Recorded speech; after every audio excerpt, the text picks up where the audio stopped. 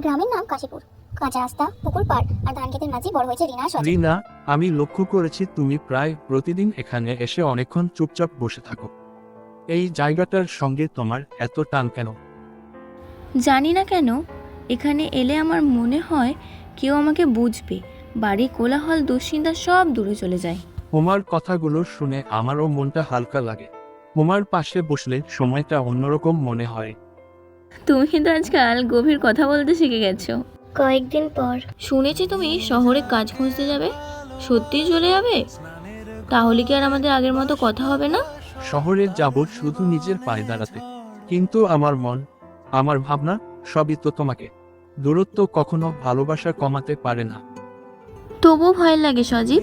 মানুষ বদলে যায়, সময় বদলে দেয়। যদি কখনো বদলাই, তাহলে নিজেকে ক্ষমা করতে পারবো না। তোমাকে হারানোর চেয়ে বড় শাস্তি আর কিছু নেই। মা হঠাৎ এখন এই সময় এদিকে, এখানে কি করছো মা? মা কি কিছু বুঝতে পেরে গেল? শুধু ভালো মানুষ হলেই হয় না, সংসার চালানোর জন্য ক্ষমতারও প্রয়োজন। আমি আজ ধনী নই, কিন্তু পরিশ্রম করতে ভয় পাই না। আমি কথা দিচ্ছি, রিনার চোখে কোনোদিন কষ্ট আসতে দেব না। তোমার আসতে এত দেরি হলো কেন? আমি কখন ধরে তোমার জন্য অপেক্ষা করছি। দেখো দেখো, এত ঝড়ের মধ্যেও ওই শিউলি গাছটা কেমন মাটি আঁকড়ে ধরে আছে। ঠিক আমাদের মতো অনেক কষ্ট এসেছে, তবু বিশ্বাসটা ভাঙেনি।